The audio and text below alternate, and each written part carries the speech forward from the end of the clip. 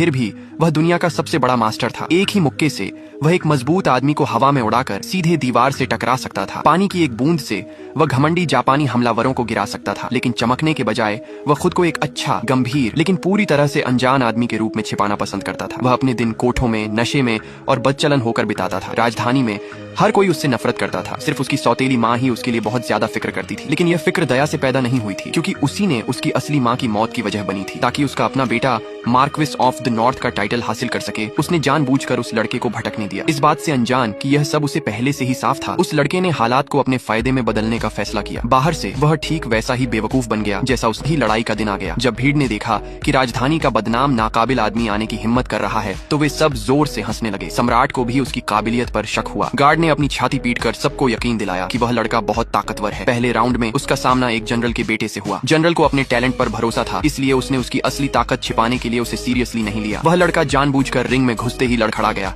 उसे बुरी तरह भगा दिया गया और आखिर में उसने सरेंडर करने के लिए सफेद झंडा भी लहराया। सम्राट और गार्ड हैरान रह गए, उसके इरादे समझ नहीं पाए। लेकिन इससे पहले कि वे समझ पाते कि क्या हो रहा है, एक जापानी राजकुमार मौके पर आ गया। उसने चिल्लाकर कहा कि डैक्सिया के आदमी बेकार शराबी के अलावा कुछ नहीं है। उसने मांग की कि सम्राट राजकुमारी से उसकी शादी कर दे, नहीं तो वह देश पर हमला कर देगा। उसकी यह बात सुनकर भीड़ भड़क गई। जनरल का सबसे बड़ा बेटा तुरंत रिंग में कूद गया, लेकिन दर्जनों मीटर दूर फेंक दिया गया। ऐसे मास्टर को एक पल में हारते देख सबने निराशा में सिर झुका लिया। सिर्फ वह जवान आदमी शांति से बेफिक्र होकर जम्हाई ले रहा था। गार्ड को आखिरकार समझ आ गया, अगर उसने अपनी ताकत छिपाई थी तो ऐसा इसलिए था क्योंकि शाही दामाद के टाइटल में उसकी कोई दिलचस्पी नहीं थी। अगर उसे असली ताकत मिल जाती और अपनी माँ का बदला लेने का मौका मिलता, तो वह तुरंत बेवकूफों की तरह काम करना बंद कर देता। सम्राट को एक बात पता चली और उसने ऐलान किया कि जो कोई भी जापानी राजकुमार को हरा देगा, उसे दक्षिण का राजा बनाया जाएगा और वह 1 लाख सैनिकों की कमान संभालेगा। जापानी लोग जोर से हंसने लगे, डाक्सिया की नाकाबिलियत का मजाक उड़ाते हुए और सम्राट को ऊंचे पद के बदले सरेंडर करने की सलाह देते हुए। उसी समय